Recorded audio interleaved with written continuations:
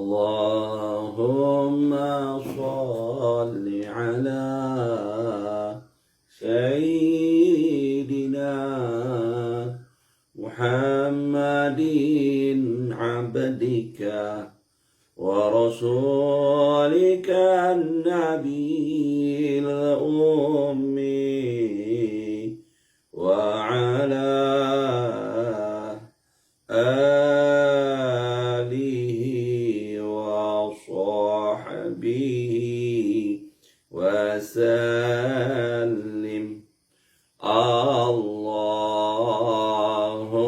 اللهم صل على سيدنا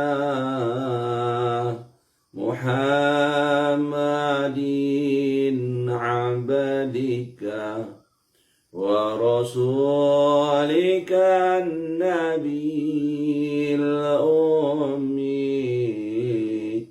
وعلى آله وصحبه وسلم.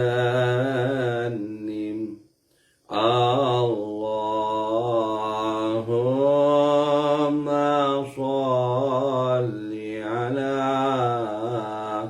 سيدنا محمد عبدك ورسولك النبي الأمي وعلى آله وصحبه وسلم. اللهم صل وسلم وبارك عليه. Assalamualaikum warahmatullahi wabarakatuh. Bismillahirrahmanirrahim. Alhamdulillahi rabbil alamin. Wabihi nasta'in wa na'udzu bihi min syururi anfusina wa min sayyiati a'malina. Wa nashhadu an la ilaha illallah wahdahu la syarika lah. Wa nashhadu anna sayyidana Muhammadan abduhu wa rasuluh. Wassalatu wassalamu ala ashrafil anbiya'i wal mursalin Sayyidina wa habibina wa syafi'ina wa maulana Muhammad fil awwalin wal akhirin wa ala alihi wa sahbihi ajma'in. Subhanaka la ilma lana illa ma 'allamtana innaka antal alimul hakim. Rabbi shrah li sadri wa yassir li amri wahlul 'uqdatam min lisani yafqahu qawli. La ilaha illa anta subhanaka inni kuntu minadh dhalimin. La ilaha illa anta subhanaka inni kuntu minadh dhalimin. La ilaha illa anta subhanaka inni kuntu minadh dhalimin. Amma ba'du. Yang dihormati dan dikasihi para pencinta ilmu yang mengikuti kelas pengajian online daripada Facebook Surau An-Nur Bandar Seremban Selatan yang dikelolakan oleh pihak pentadbir Surau An-Nur, pengurusinya sahabat kami Tuan Haji Ramalan bin Mansur dan sekalian yang berkhidmatlah dengan surau. Jadi alhamdulillah kita mengucapkan syukur kehadrat Allah Subhanahu wa taala kerana diberinya kita hidayah dan rahmat untuk berbakti kepada Allah Subhanahu wa taala. Dan kita insya-Allah akan cuba berkongsi sedikit sebanyak daripada kitab Sairus Salikin juzuk yang ketiga. Masih lagi kita membaca sedikit sebanyak berkaitan dengan atur cara mendidik anak-anak supaya anak-anak ni dia menjadi satu orang Islam, satu orang mukmin yang berpribadi atau yang berakhlak dengan akhlak para kekasih Allah Subhanahu wa taala. Jadi kita sambung lagi. Itu hari kita dah baca Imam Ghazali menerangkan secara ringkas adab-adab yang perlu dititik, yang perlu disusun atau yang perlu diberi tekanan oleh ibu bapa penjaga ketika anak itu makan bersama dengan orang lain lah, ataupun adab makan. Di samping kita ada adab makan yang lain, jadi ada jugalah disentuh oleh Imam Ghazali berkaitan dengan mengajar anak cara makan yang bersesuaian dengan orang soleh, kan, yang bersesuaian dengan orang soleh. Mana digalakkan anak tu jangan kuat makan, kan, diberi kelebihan orang yang tak kuat makan. Begitu juga ketika makan, jangan tengok orang yang makan sekali dengan dia, makan dengan tangan kanan dan sebagainya lah. Yang lepas kita dah baca tu. Jadi hari ini kita masuk apa lagi yang perkara yang akan disentuh dalam kitab ni. Bismillahirrahmanirrahim. Allahumma salli ala Sayyidina Muhammad wa ala alihi wa sahbihi wa barik wa sallim, amma ba'du. Qala musannifu rahimahullahu ta'ala wa nafa'ana bi'ulumihi fid darain, amin. Wa an yuhabbiba ilaihi minas siyabil bid dunal mulawwani, minas siyabil baydi dunal mulawwani wal ibraisimi, wa yuqarrira indahu anna dhalika sya'nun nisa wal mukhannafin, wa anna rijala yastankifuna minhu wa yuqarriha alaihi dhalik.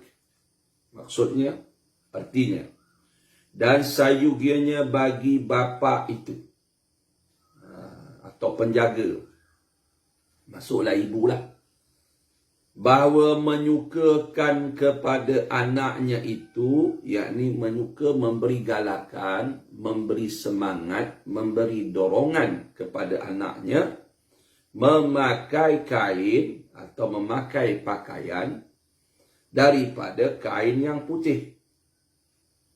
Dan jangan disukakan akan anaknya memakai kain yang berwarna seperti kelam kari, yakni yang bercorak-corak atau berbunga, atau kain yang berpalang dan barang sebagainya. Jadi ini dia nak sentuh berkaitan adab berpakaian. Dan jangan disukakan oleh bapa itu, mana bapa ni jangan dia memberi dorongan, galakan akan anaknya, anak lelaki tadi, memakai kain sutera. Ini khas untuk anak lelaki lah. Orang perempuan boleh pakai sutera. Dan dinyatakan atau dijelaskan bahawa yang demikian itu, yakni memakai kain sutera, kelakuan pakaian orang perempuan dan pakaian orang yang mukhannafin, yakni orang laki-laki yang menyerupai perempuan, bukan pakaian laki-laki yang mempunyai akal. Dan bahawa laki-laki yang mempunyai akal itu tiada mahu ia memakai daripada kain sutera itu.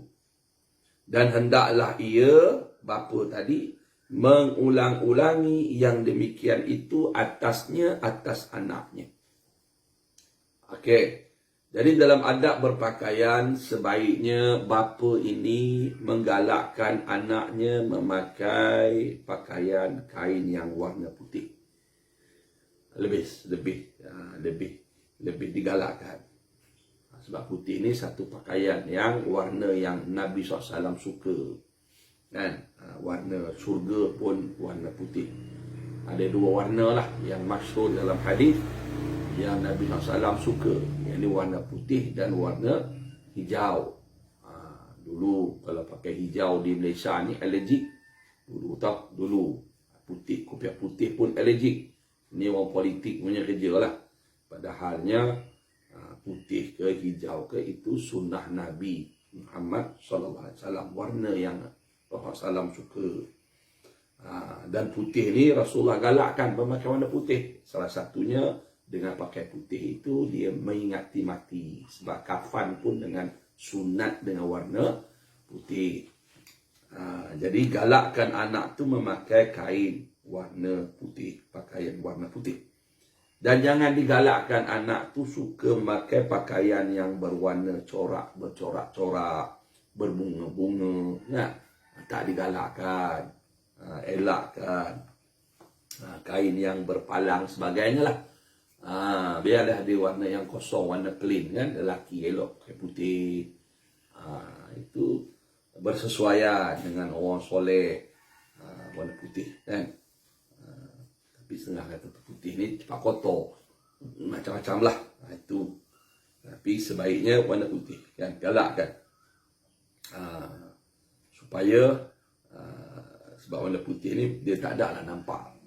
Kalau pakai warna-warni itu ataupun termasuk pakaian yang branded ni, nampak gah, nampak nak action, nampak nak bermegah-megah, nampak nak glamour. Jadi benda tu tak bersesuaian.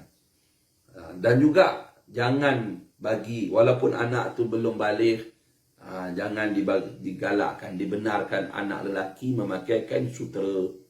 Bagi penerangan, kain sutera ni pakai orang perempuan, orang lelaki tak layak pakai sutera.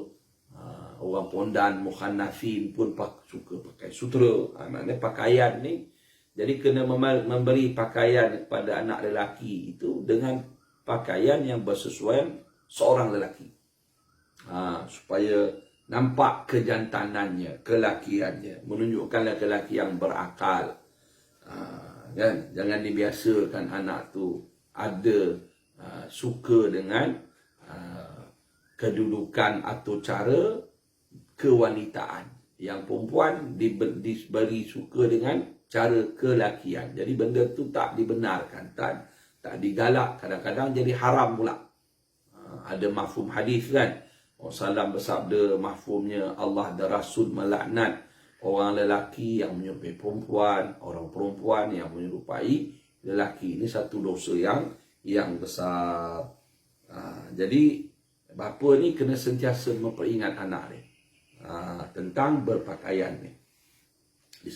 Tapi tidaklah, tentulah pakaian itu yang bersesuaian dengan syariat. Bukanlah salah memakai baju yang berwarna-warni, bercorak-corak. Taklah berdosa pun. Cuma Imam Ghazali nak memberi satu garis panduan supaya anak-anak itu sudah terbiasa dengan peribadi orang-orang yang soleh, orang-orang yang dekat dengan Allah Subhanahu wa taala. Wa ma'ma ra'yah wa ma'ma ra'a ala sabiyyin thawban min ibraisimin wa ma'ma ra'a ala sabiyyin thawban min ibraisim aw mulawwanin fayan bagi wa ma'ma ra'a ala sabiyyin ala sabi thawban min abraisimin aw mulawwanin fayan bagi an yastankira wa yazummahu. Artinya, manakala melihat seseorang atas tubuh kanak-kanak itu kain sutera atau baju daripada sutera atau daripada kain yang berwarna-warni atau baju yang berwarna seperti kain kelamkari, yakni bercorak-corak atau berbunga-bunga, atau kain yang berpalang, maka sayugianya diengkarkan akan dia, yakni ditegahkan akan dia dan dicela yang demikian itu. Jadi bila bapa ni tadi melihat anak dia memakai pakaian yang berwarna-warni, yang bercorak-corak, yang berbunga-bunga, sutera dan sebagainya, maka saya kiranya bapa ni mengengkarkan. Mana ditegak, dihalanglah, dilarang.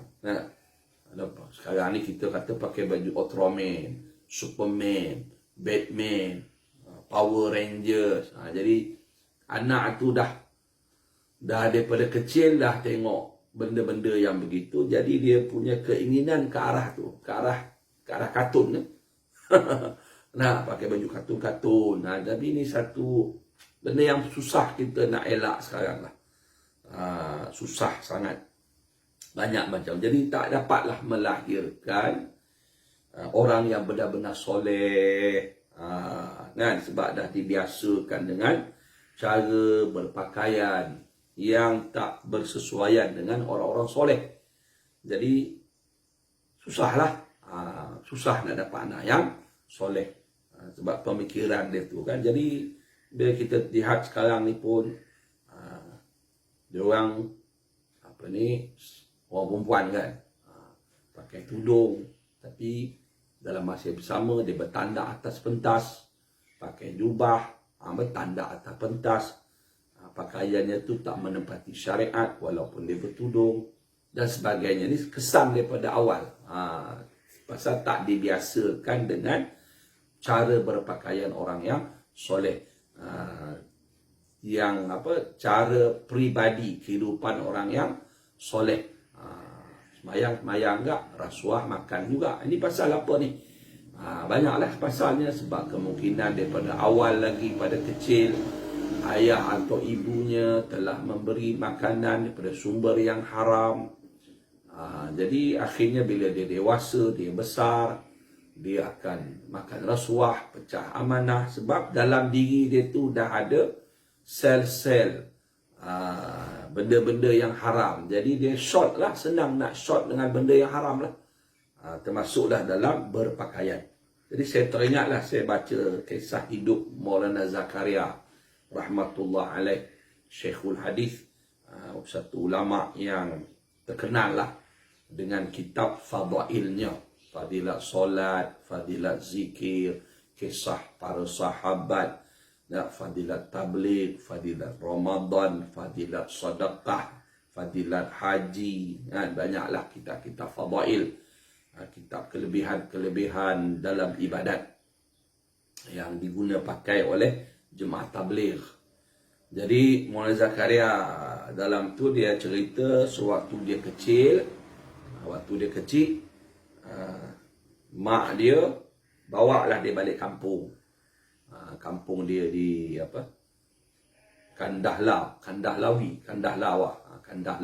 situlah di India sana.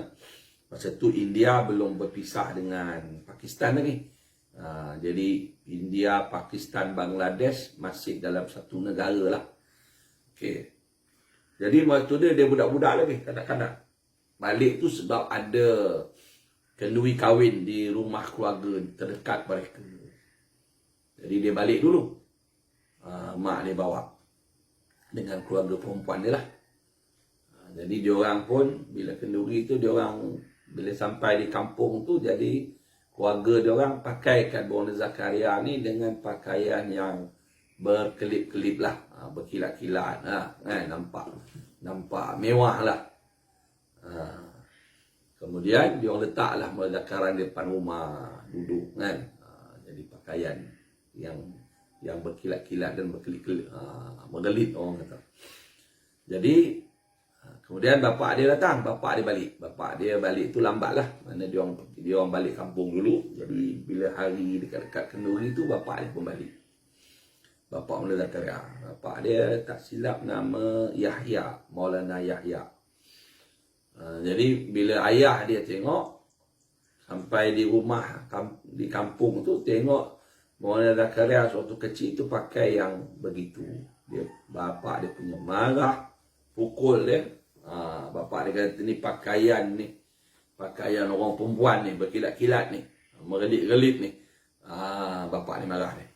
Kan bapak dia suruh tukar. Jadi orang suruh takutlah, tukarlah balik pakai putih lah. Pakai pakaian yang biasa. Jadi ni dia tak suka anak dia berpakaian begitu. Nanti anak sampai besar besok tak ada peribadi yang baik. Dia marah. Itulah cerita orang soleh dulu kan, ulama yang soleh. Sebab tu berkatlah hidup dia, didikan bapa dia tu. Jadi berkat, tanda ada keberkatan dia tu. Kitab dia tu banyak diterjemah ke dalam berbagai-bagai bahasa. Kan berbagai-bagai bahasa. Ada ulama buat kajian, mufti Pakistan lah berpendapat, dia kitab yang banyak dibaca ni di muka bumi ni, ramai orang baca, dia kata yang banyak diterjemah, ke dalam berbagai bahasa, dia kata kitab Maulana Zakaria lah. Kan jemaah tabligh kan banyak negara, banyak bangsa ikut. Jadi kata kelebih barokah. Barokah. Okey. Dan lagi kata Al-Imam Al-Ghazali rahimahullahu ta'ala, wa yahfadhu as-sabiyya anis sibyanil ladina uwidu at-tana'uma warrafahiyata wa lubsathiyab al-fakhirah wa an mukhalatati kulli man yusmi'uhu ma yuraghibuhu fihi. Fa inna as-sabiyya mahma uhmila fi ibtida'i nushu'ihi kharaja fil aghlab radi al-akhlaqi kadzaban hasudan saruqan namaman lajujan za fudulin wa dhihkin wa qiyadin wa majanatin wa innama yuhfadhu an jami'i dhalika bihusnit ta'dib.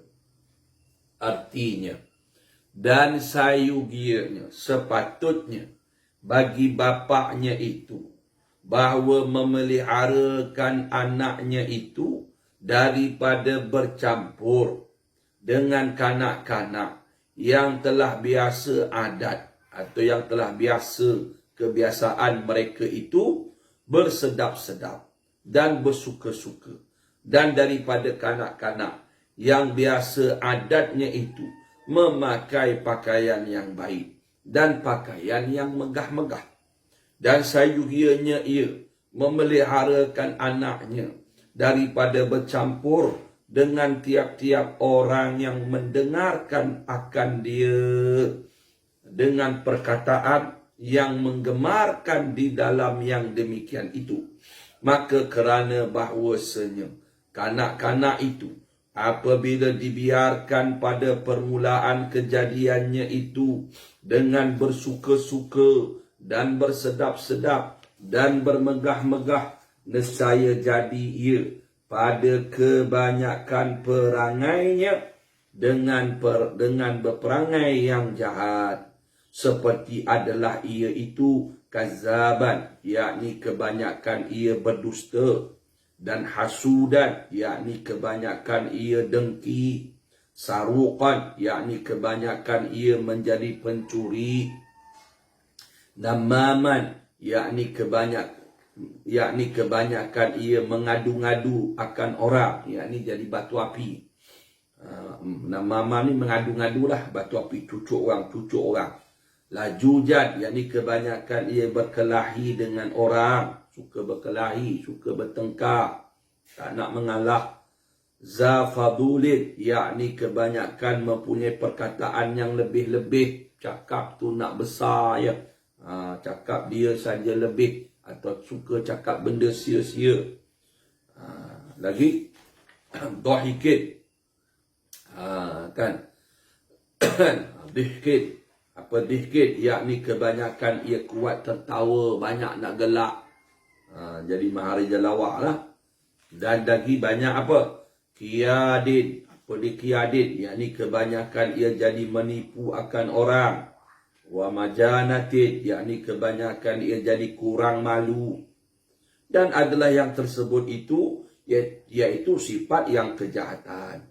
Dan hanya sesungguhnya hasil bagi bapa itu memeliharakan anaknya daripada sekalian yang demikian itu dengan dibaikkan akan adabnya itu pada ketika ia kecil itu, supaya jadi baik perangainya pada ketika ia besar itu. Jadi bapa ni juga dia kena melihatlah kawan-kawan anak itu.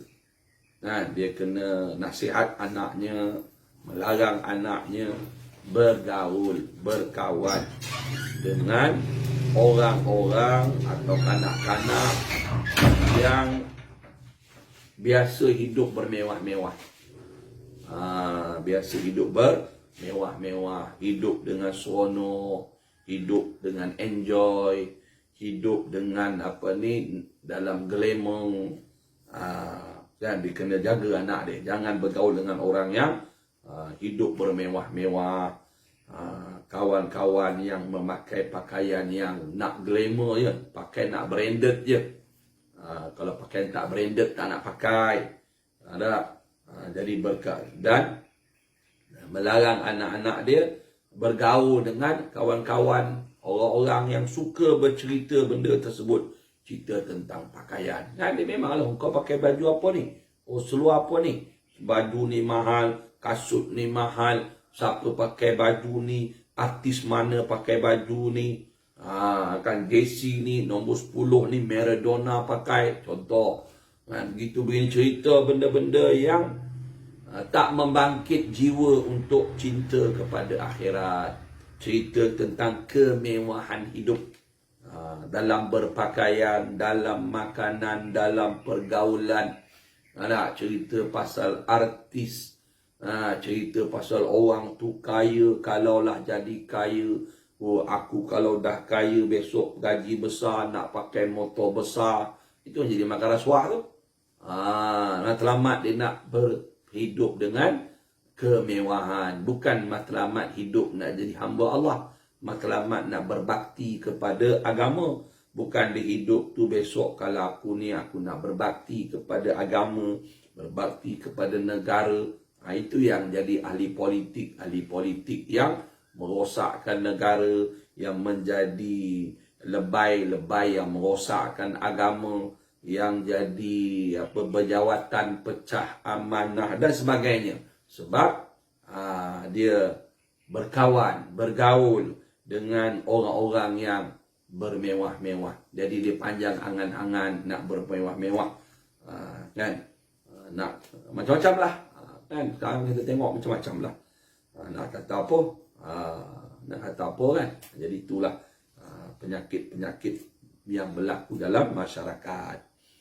Jadi dia kata, Imam Ghazali lagi, sebab kalau dibiarkan anak itu bergaul dengan orang macam ni, dengar cerita-cerita kemewahan hidup, nak hidup mewah pada awal lagi, maka dari situ akan keluarlah akhlak yang buruk daripada anak tersebut, seperti banyak menipu. Menipu ni termasuklah pecah amanah, makan rasuah, sebagainya dia akan berlaku lah. Memberi rasuah, dia menipu, suka berhutang, kemudian dia banyak menipu, banyak jadi orang dengki, tak boleh tengok orang lain senang. Dia dengki, kemudian dia akan mencuri. Kan, dia jadi orang pasal dia nak mewah. Mungkin ayah dia, bukan ibu bapa dia tak ada kemampuan, curi lah. Curi duit negara, curi duit rakyat, curi duit masjid, curi duit pejabat. Tu semua tu. Apa lagi? Kemudian dia akan banyak namam. Dia akan jadi orang yang batu api. Bila dah dengki, tentu jadi batu api. Nak melaga-lagakan orang. Dia nak naik pangkat. Macam tu yang kita baca semalam kan. Berita, bukan semalam, ada berita. Kenapa penjawat awam tak berani melaporkan kesalahan orang bos atas dia, sebab takut kena tindakan, dinaik tak dapat naik pangkat, ditukarkan dan sebagainya, diberi tekanan. Sebab apa? Sebab bos dia penyamun. Kenapa bos dia penyamun? Sebab sudah biasa nak bermewah. Atau kalau dia tak mewah, kerana dia ada angan-angan nak hidup mewah. Nak hidup bermewah itu jadi rosak negara Malaysia kita ni. Sebab bukan negara Malaysia, semualah kebanyakan. Jadi ini bila pengajian ilmu tasawuf tidak diterapkan daripada awal, kehidupan kita tu sudah dimomok-momokkan dengan cara hidup orang soleh. Kehidupan orang soleh ni tak glamour, tak nampak glamour, tak nampak hebat. Kadang-kadang dia nak mewah ni, bila dia jadi orang agama pun dia merosakkan agama. Bahaya begini. Jadi bahaya bila bergaul. Kalau bapa ni biarkan anak dia bergaul dengan kawan-kawan yang bermewah-mewah, bercerita benda mewah, akan ada jadi penipu, jadi dengki, mencuri, mengadu domba, dan banyak gelak ketawa. Dia nak bersonok-sonok, dia akan jadi hidup nak megah. Dia susah nak menerima kebenaran, dia suka bertengkar, suka bergaduh. Dia akan jadi orang yang menipu. Dia akan menjadi orang yang tak malu lagi untuk buat benda-benda yang bukan-bukan. Tak malu lagi depan masjid dia melepak, dia tak semayang. Semua tak malu dah. Jadi kita melihat benda mungkar tu pun jadi biasa dah. Jadi biasa. Jadi sebab itulah kena bapak ni dia kata Imam Ghazali daripada kecil lagi lah kena pastikan anaknya jangan dibiasakan dengan hidup bermewah-mewah. Sebab tu yang kita baca dulu tu, Imam Ghazali kata sekali-sekala kena diberi makan anak itu tanpa lauk. Macam kita ni makan sayur je dulu. Dia beri kebiasaan, jangan dibiasakan nak makan lauk yang sedap-sedap. Itulah yang dapat kita baca sikit sebanyak pada pagi ini berkaitan dengan cara berpakaian. Ini cara ringkas lah. Cara ringkas untuk kita sama-sama mendapat kefahaman. Jadi kalau orang perempuan nanti dia habis dengan make up je. Dia habis dengan alat solek sahaja. Duit dia dapat gaji 3,000 pun tak cukup. Sebab alat solek. Alat solek yang mahal-mahal dan sebagainya. Dapat dia gaji nak tukar baju baru. Ni semua lah ni. Dia tak dapat gaji sedikit daripada gajinya itu untuk bersedekah. Contoh kan, dapat gaji 3,000 katalah, 100 nak bagi fisabilillah. Bagi RM10 cukup. Macam-macam lah. Nak bagi banyak tu rasa takut. Sebab nak hidup mewah. Jadi begitulah yang boleh kita kongsi pada sesi kali ini. Mudah-mudahan kita dapat manfaat. Mudah-mudahan kita mendapat dorongan untuk mengamalkan apa yang dicatat dalam kitab ini. Saya mohon maaf kalau ada salah dan silap dalam penyampaian. Terkasar bahasa itu daripada nafsu saya sendiri. Dan sekiranya ada manfaat semata-mata rahmat Allah dengan berkat junjungan besar kita Nabi Muhammad SAW, berkat para sahabat, berkat para awliya Allah, berkat para ulama yang muktabar, yang berkhidmat dengan agama, lebih-lebih lagi dengan keberkatan almarhum tuan guru saya, guru-guru, tok-tok guru yang mendidik saya, rahimahullah ta'ala alaihim, dan juga dengan keberkatan doa-doa ibu dan ayah kita, dan juga dengan keberkatan doa-doa sekalian muslimin dan muslimat, mukminin dan mukminat. Kita hadiahkan Fatihah untuk mereka lah. Al-Fatihah. Bismillahirrahmanirrahim. Alhamdulillahirabbil alamin. Ar-Rahmanir Rahim. Maliki yaumiddin. Iyyaka na'budu wa iyyaka nasta'in. Ihdinas siratal mustaqim. Siratal ladzina an'amta